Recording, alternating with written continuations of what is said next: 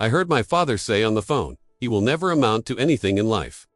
After I came home unexpectedly with news that should have been cause for family celebration, I stayed quiet and snuck out, carrying with me the weight of a discovery that would forever change my perception of family, love, and expectations. Days later, he panicked when I returned with a recording that proved every cruel word he had spoken. I grew up in a simple two-bedroom house, on the outskirts of a small interior town, where my father Roberto worked as a construction worker when he could keep jobs for more than 3 consecutive months. Our family always lived on the financial edge. We weren't destitute, but every bill at the end of the month was cause for tension. Every unexpected expense turned into heated arguments that could last entire days. My mother Marcia cleaned offices downtown during the early morning hours, leaving home at 4 a.m. and returning at 2 p.m., always too exhausted for deep conversations about dreams or future expectations. The atmosphere in our house was one of constant survival mode, where discussing anything beyond immediate necessities felt like an unaffordable luxury. Throughout my entire childhood and adolescence, I was what the neighbors called a studious boy, always with a book under my arm, always doing homework at the kitchen table while my parents watched television in the living room, always getting the best grades in class without needing private tutoring or supplementary courses that our family could never afford. I genuinely loved learning. Mathematics fascinated me with its perfect logic. Physics enchanted me by explaining how the world worked. Portuguese moved me through the ability of words to create entire worlds within the mind of whoever reads them. But there was something subtle, almost imperceptible, in the way my parents reacted to my academic achievements that always left me with a strange feeling in my stomach. When I came home radiant to show a test with a perfect score, my father would take a quick look and comment, "That's good, son, but don't forget that grades don't pay bills." When teachers sent notes praising my performance and suggesting I consider technical courses or college in the future, my mother would sigh deeply and say, "It's good to dream, right, Lucas, but you have to keep your feet on the ground." I interpreted these reactions as realistic concern from parents who knew our financial limitations. I never imagined that behind these apparently sensible comments existed something much deeper and more disturbing, the fear that my success would make them question their own life choices. The chest pain came like lightning cutting through the sky on a sunny December afternoon, exactly on the day I turned 18. It wasn't physical pain, it was an explosive mixture of euphoria, hope, terror, and loneliness that hit me like an emotional avalanche when I opened the official letter from the Federal University that I had anxiously awaited for 3 months. I was sitting alone at the kitchen table of our house, that green formica table with peeling edges, where I had spent thousands of hours studying since I was 7 years old, when I nervously tore open the white envelope that carried my sealed destiny. "Congratulations, Lucas Santos Silva. You have been accepted in 3rd place overall in the electrical engineering program at the Federal University." The words danced in front of me as if they were written with golden ink. I read the sentence 3 times in a row to be absolutely sure I wasn't dreaming or misinterpreting. My 18 years of life had always been marked by an almost obsessive academic discipline. I woke up at 5 in the morning every day to review subjects before class. Did all the exercises proposed by teachers even when they weren't mandatory. Spent entire weekends at the municipal library when I should have been playing like any normal teenager. Throughout high school, I maintained a general average above 9.5 in all subjects. I never skipped a single class, never turned in late work, never disrespected a teacher or classmate. But in that magical December moment, holding the acceptance letter, all the doubts and insecurities I carried about my intellectual capacity simply evaporated. I had succeeded. Against all statistical probabilities of a kid from the periphery competing with students from expensive private schools, I had conquered a spot at one of the most competitive universities in the country. My vision completely blurred with tears of pure joy. As if finally, the curtains of an impossible future were being opened to reveal a world of infinite possibilities. The official letter with the university's golden seal trembled in my hands, as if it were made of the most precious paper that existed on planet Earth. My heart raced at a speed that seemed physically impossible to sustain, beating as if it wanted to leap from my chest and dance throughout the entire kitchen. The sensation was simultaneously one of profound relief and absolute terror. Relief because finally there was official proof that I wasn't crazy to dream of a professional life different from my parents'. Terror because now I would have to find ways to financially support a college education without overburdening a family that already lived at the limit of their monthly budget. My God, I did it. I finally managed to prove I'm capable. I thought ecstatically, feeling an electric energy course through every cell in my body as if I had been connected to an infinite power source. For a few extraordinary minutes, I allowed myself to daydream about my future, wearing a white lab coat, working in laboratories with cutting-edge equipment, solving complex engineering problems, earning a salary that would allow me to help my family financially. My legs trembled so much with pure emotion that I almost collapsed from the old chair where I was sitting. The world around me was completely transformed. The colors of our humble kitchen seemed more vibrant and full of life, as if I were seeing everything for the first time through magical lenses of optimism and possibility. Even the familiar smell of reheated coffee and dialed bread seemed more cozy and promising than ever. I tried to control my breathing to mentally process the true magnitude of what was happening. It wasn't just a university acceptance, it was confirmation that I could break the generational cycle of my family. Be the first to have a college degree. Open doors that had been closed for decades for people with our surname. It was exactly in this moment of pure ecstasy that I heard the key turning in the front door lock. My father Roberto was arriving from work earlier than normal. He had probably been dismissed from another temporary job, something that happened with worrying frequency in recent months. His footsteps in the hallway had that heavy, dragging sound that I had learned to recognize as a sign of accumulated frustration and beer consumed during the journey home. My first impulse was to run to him with the letter in hand, scream with happiness, jump into his arms like I did when I was a child, and brought home report cards with high grades from elementary school. I wanted to see genuine pride shining in his eyes. I wanted to hear words of encouragement and paternal support. I wanted to share that historic moment with the two most important people in my life, until then. But something in the way he slammed the door, in the manner he cursed under his breath when he stumbled on the entrance rug, in the way he threw the key with unnecessary force on top of the phone table, made me hesitate. Maybe it wasn't the ideal moment for big revelations. Maybe it would be better to wait for him to shower, have dinner, relax a bit before sharing news that would require serious conversations about money and the future. I carefully folded the acceptance letter and put it in my shirt pocket, deciding to wait for the perfect moment for the big family announcement. I heard Roberto go straight to the landline phone in the living room, something he always did when he arrived irritated from work, calling some friend or relative to vent about incompetent bosses, jealous colleagues, or clients who didn't pay on time. "Hello, Marcia. It's me.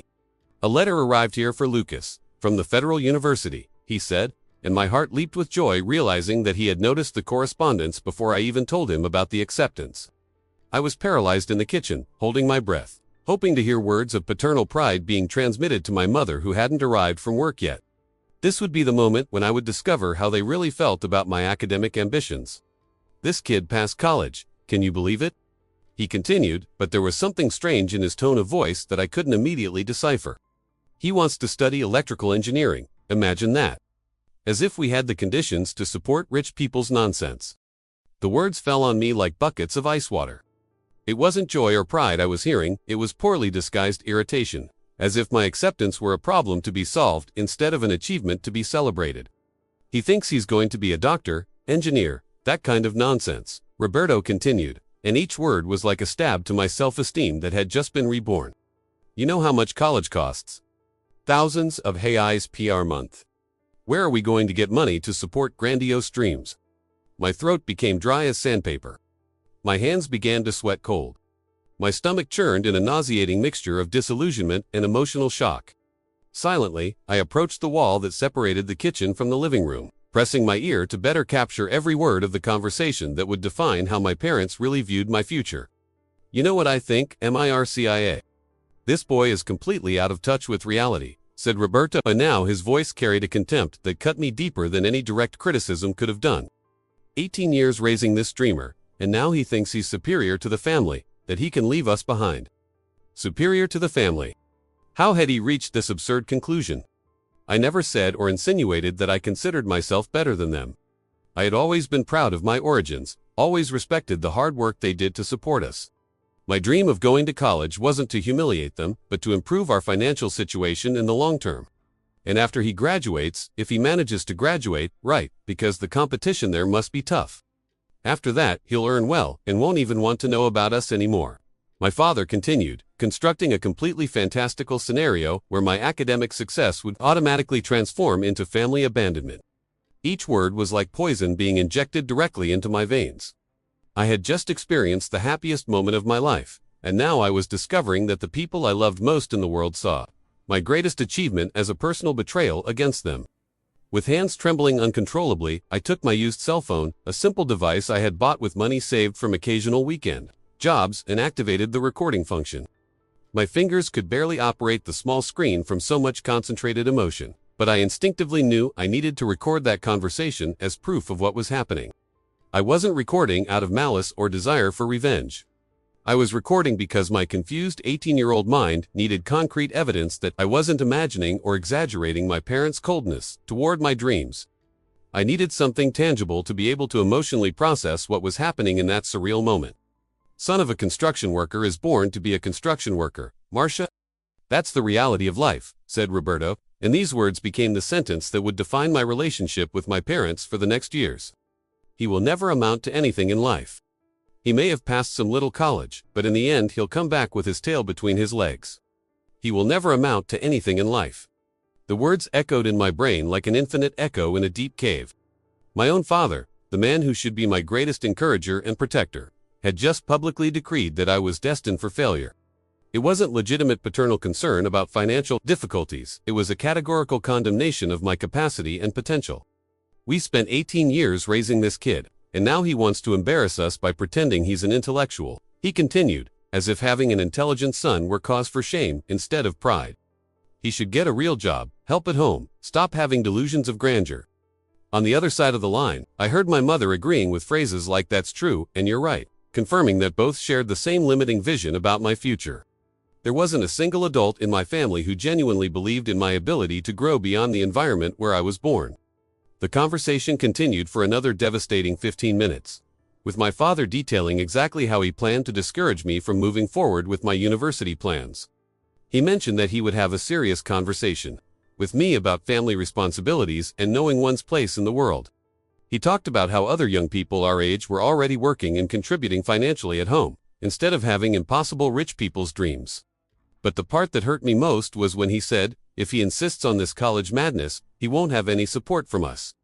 Not a cent, not a word of encouragement. He'll have to learn alone that the world isn't like he imagines.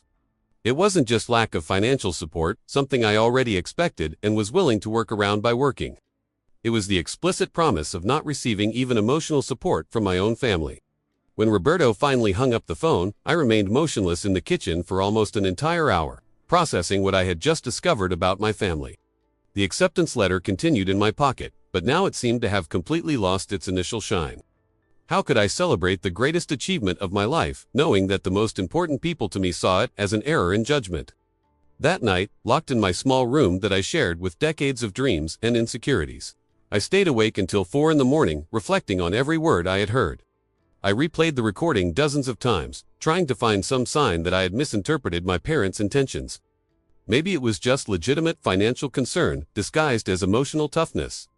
Maybe they had genuine fear that I would be frustrated with unrealistic expectations.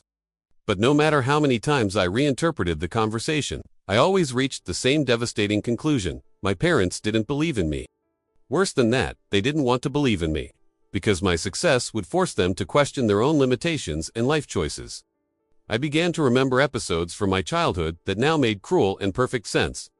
The times teachers tried to talk to my parents about my academic potential, and they responded with comments like "he's hardworking, but he can't delude himself." The moments when I tried to share fascinating scientific discoveries I had read in books, and they changed the subject, saying I spoke too complicated. They weren't proud of my academic achievements, they were threatened by them. My success in school represented an implicit criticism of the very choices they had made in youth. If a kid from the periphery could dream of federal university and professional career, that meant they also could have dreamed higher when they were young. And this possibility was psychologically unbearable for people who had built their identities around the idea that poor people have no choice. I cried that dawn like I hadn't cried since childhood. It wasn't crying from sadness, it was crying from mourning. I was officially burying the fantasy that my parents would be my biggest cheerleaders in the journey to achieve a better life. From that day forward, I would have to find strength within myself to move forward, because the family approval I had always sought simply didn't exist. But along with the pain, also came an iron determination that I didn't know I possessed. If my parents thought I would never amount to anything in life, I would prove exactly the opposite. Not out of revenge or resentment, but out of self-love and personal dignity. I deserved to dream high, regardless of what anyone else thought, including my own family. The next day, I woke up with swollen eyes, but with a mental clarity I hadn't felt in years. I knew exactly where to find the person who had always believed in my potential, even when I myself doubted. Donna Marcia, the the municipal librarian who had become my unofficial mentor throughout my entire adolescence.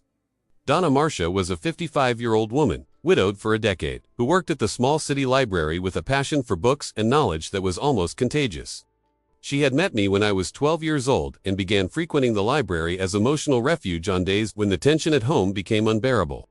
Gradually, she noticed that I wasn't there just to escape family problems, but because I had a genuine thirst for learning that she rarely saw in young people my age.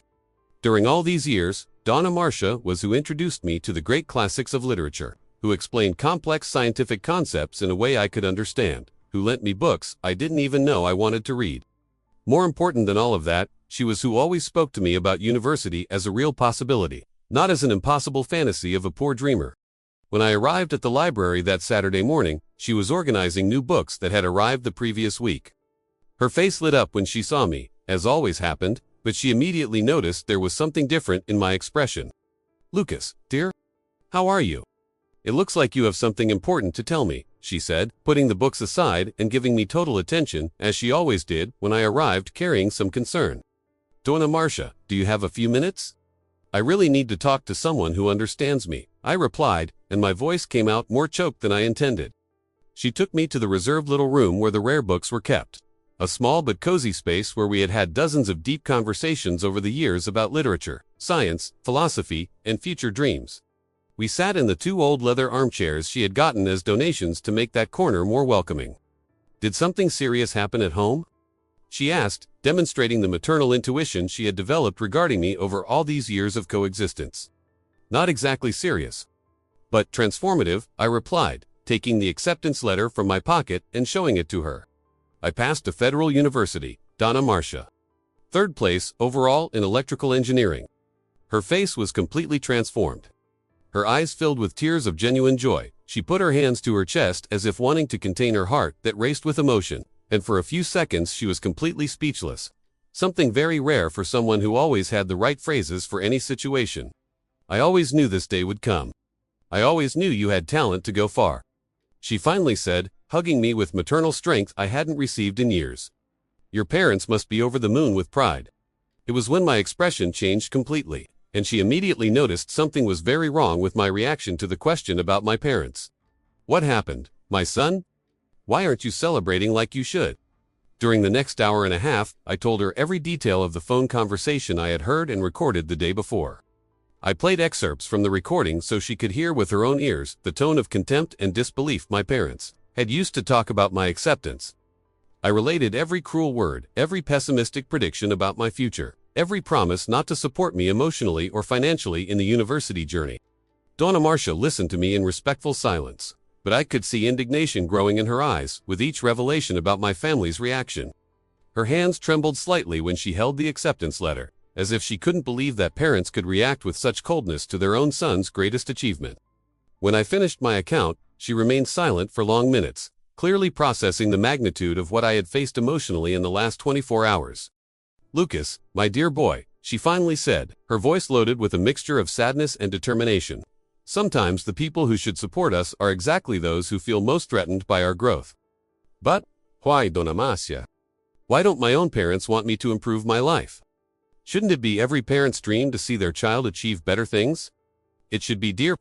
But not all parents can separate their own fears and insecurities from what's best for their children," she explained, carefully choosing each word to help me understand without making me hate my family.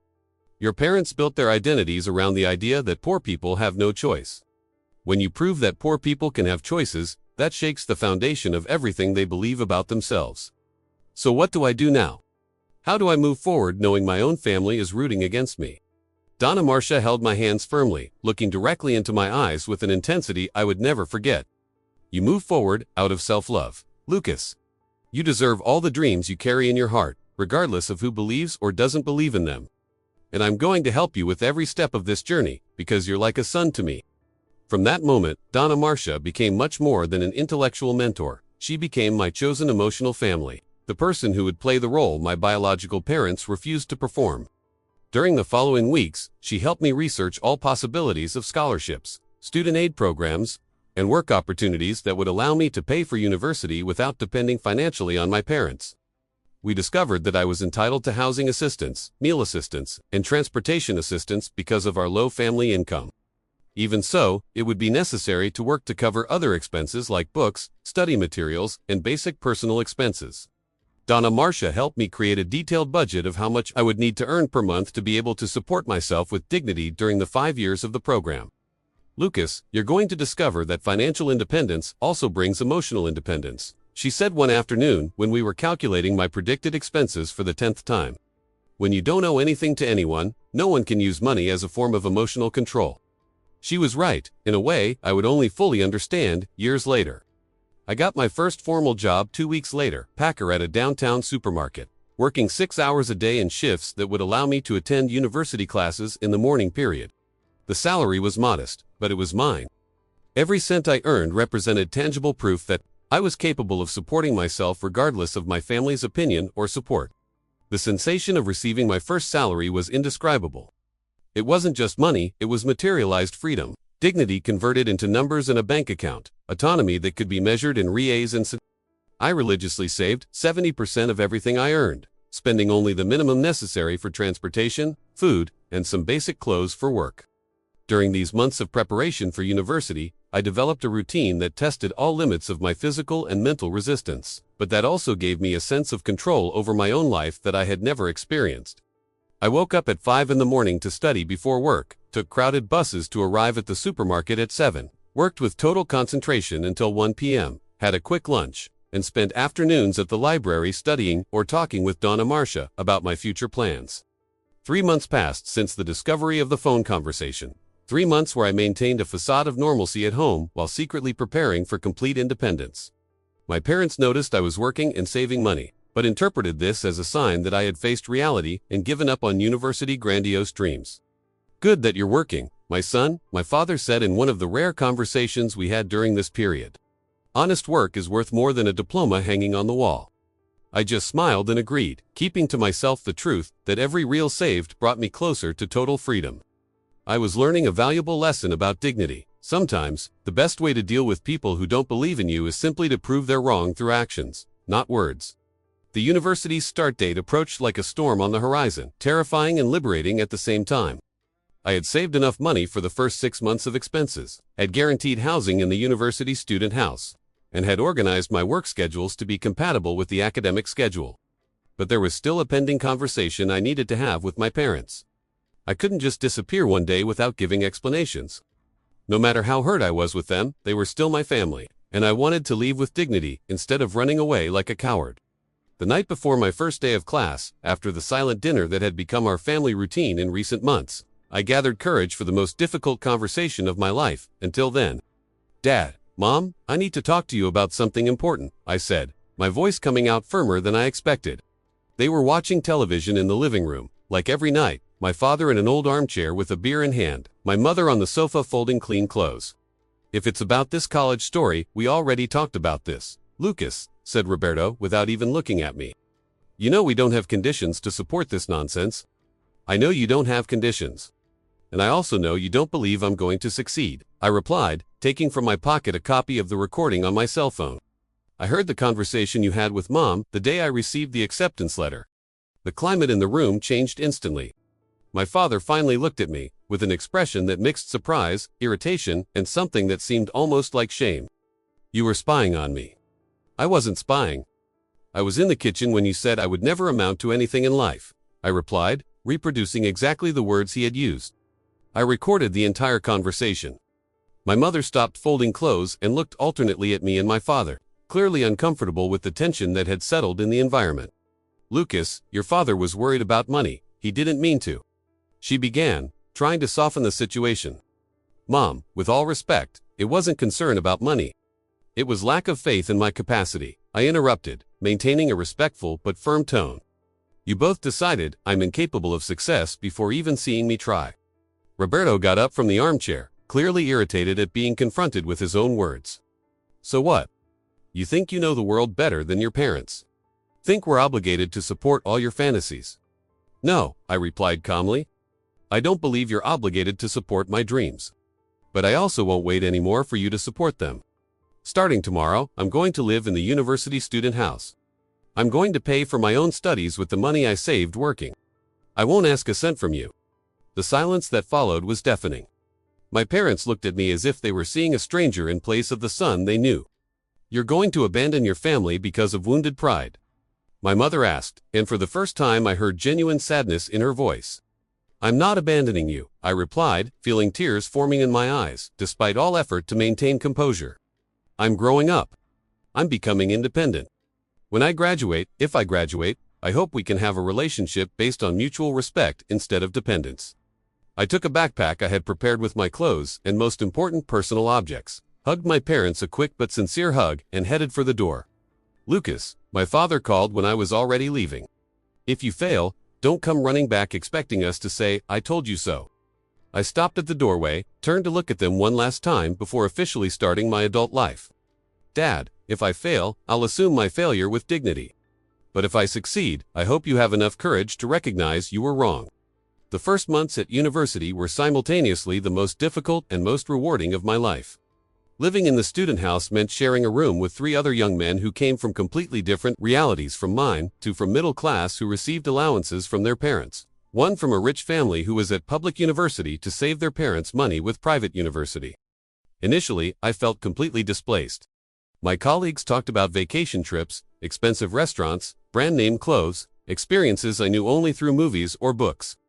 But gradually, I discovered that my experience of working from an early age, managing my own money, being disciplined with studies, gave me advantages they didn't possess.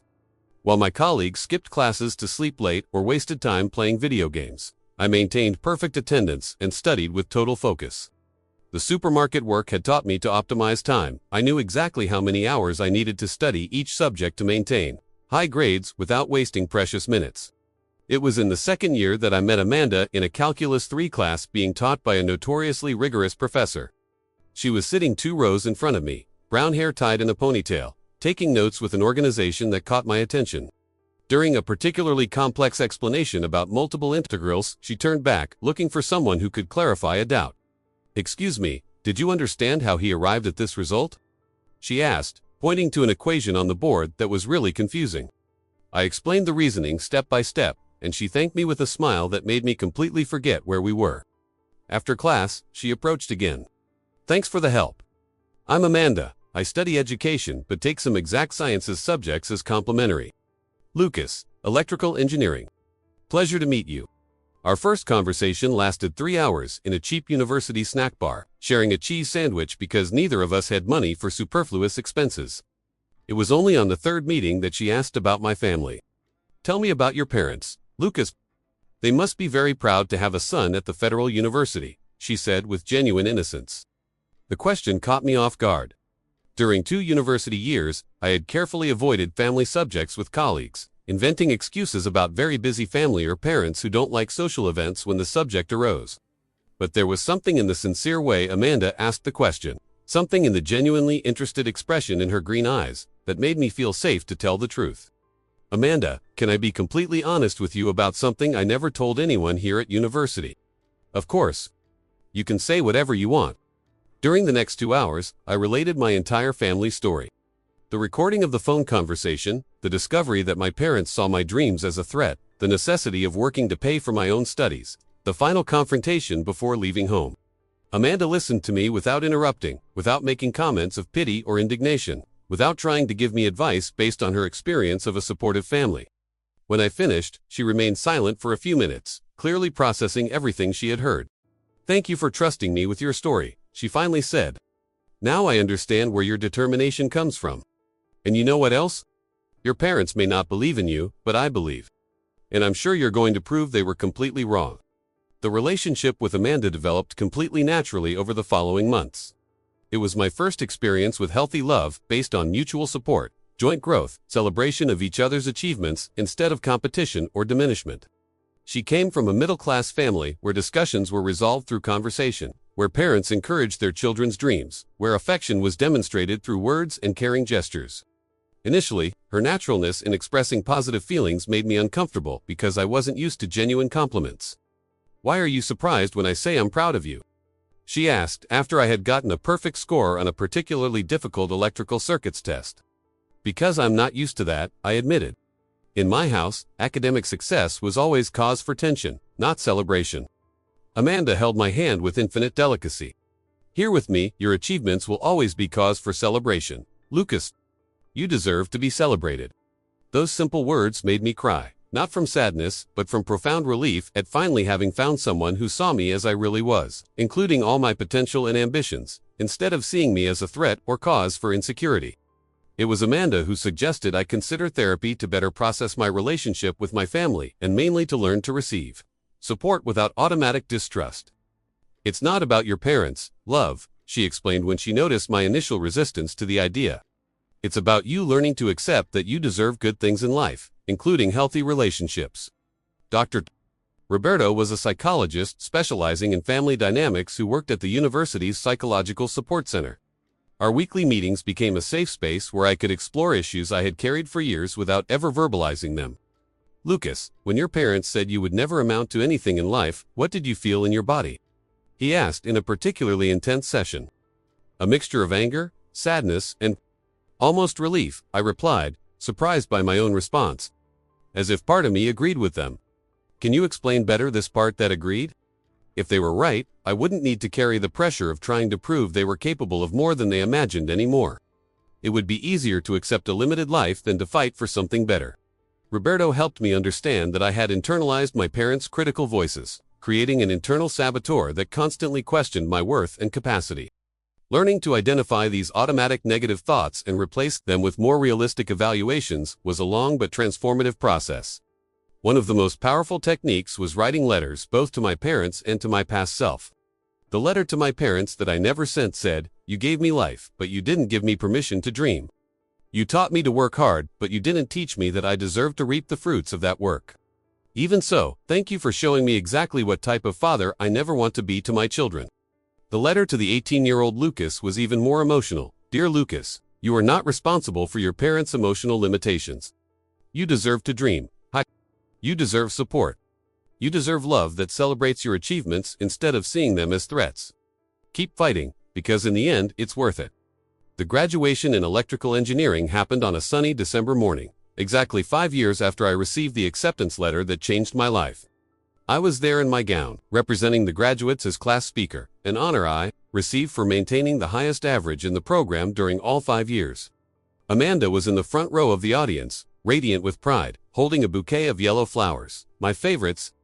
Donna Marcia had traveled especially to see me graduate, crying with emotion like a true mother.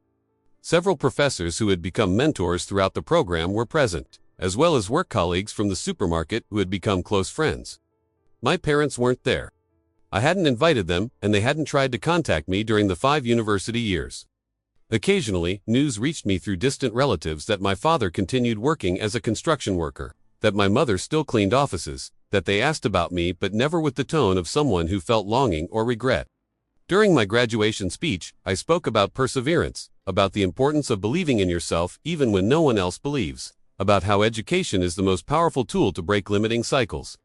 I want to dedicate this moment to all the people who supported me when I needed it most, I said into the microphone, looking directly at Amanda and Donna Marcia.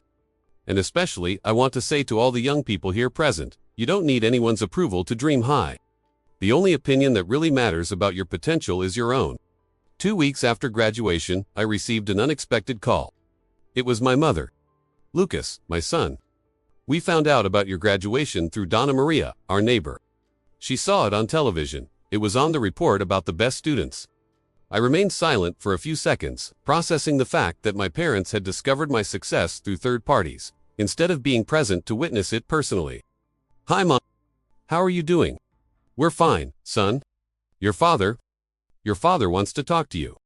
He thinks that maybe we were too harsh back then. Mom, can I visit you this weekend? I think enough time has passed for us to talk like adults." The Saturday I returned to my childhood home was one of the most surreal experiences of my adult life. The house seemed smaller, older, but strangely welcoming. My parents had aged visibly grayer hair, more marked wrinkles, a fragility I didn't remember noticing 5 years earlier. My father was sitting in the same old armchair, but without beer in his hand. My mother had prepared my favorite dish from childhood, as if she wanted to compensate for years of absence through culinary gestures. "Lucas, you've grown up," said Roberto when he saw me at the door, and there was something different in his eyes. It was no longer the contempt or disbelief I remembered. It was something close to respect. "Dad," I simply replied, and we hugged, a hesitant initial hug that became genuine when I felt he was really moved to see me. During lunch, they asked dozens of questions about my university life, my work. I had already gotten a job at a multinational company, my future plans. I talked about Amanda, about our marriage plans, about how I had discovered my passion for renewable energy projects. It was only at the end of the afternoon that we touched on the subject we had all been avoiding since my arrival. "Son, I need to apologize," said my father, looking directly at me for the first time in life with total vulnerability. "Back then, when you passed college, I got scared." "Scared of what, Dad?" "Scared that you would grow up and realize that I was never enough as a father. Scared that you would be ashamed of me, of us, of our simple life." Tears began to flow from my eyes, hearing that confession I never expected to hear. "Dad, I was never ashamed of you or Mom. I'm proud of the hard work you always did. My dream was to grow up so I could help you, not to abandon you. We didn't understand that back then, son. We thought you were going to become a doctor and want to forget where you came from." My mother, who had remained quiet during the conversation, finally spoke. "Lucas, when we saw you on television, speaking at graduation, talking beautifully like that, we felt so much pride. And so much shame for not being there." We spent the rest of the afternoon talking about the 5 years we had lost, about misunderstandings and fears that had created unnecessary distance between us.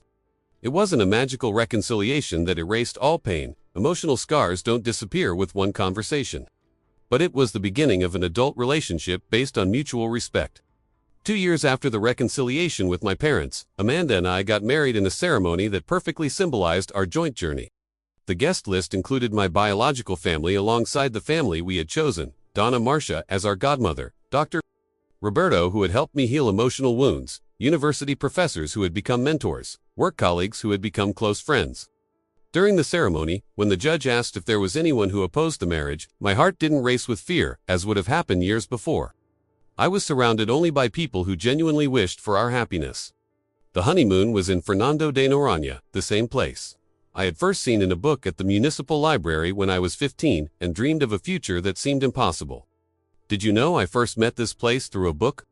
I told Amanda as we walked on the beach at sunset. "How so?" "When I was 15, I was going through a particularly difficult phase at home.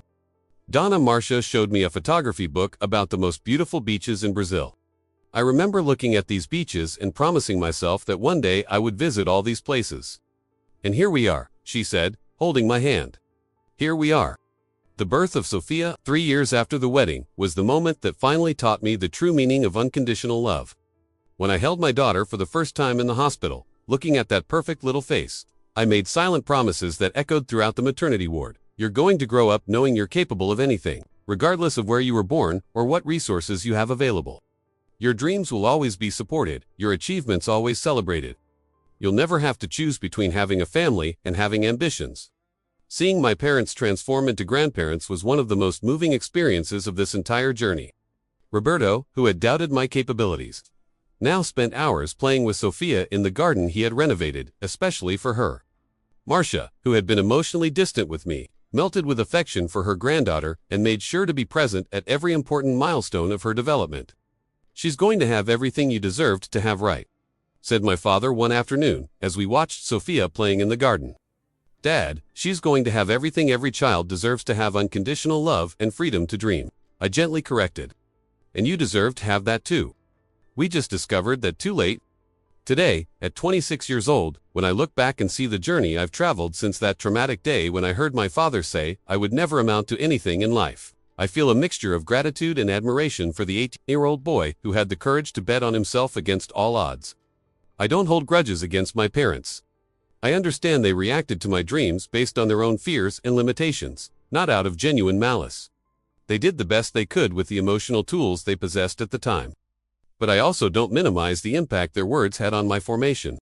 Growing up hearing that you will never amount to anything leaves scars that take years to heal completely. Even today, sometimes I need to consciously remind myself that I deserve the success I've achieved, that it wasn't luck or chance. Therapy taught me that we can love our families and still recognize that they don't always act in healthy ways. We can have compassion for our parents' limitations without accepting that those limitations define our own potential. Sophia is growing up in a house where discussions are resolved through conversation, where achievements are celebrated without reservations, where dreaming high is seen as a sign of emotional health instead of delusions of grandeur. When she brings high grades from school, we'll celebrate.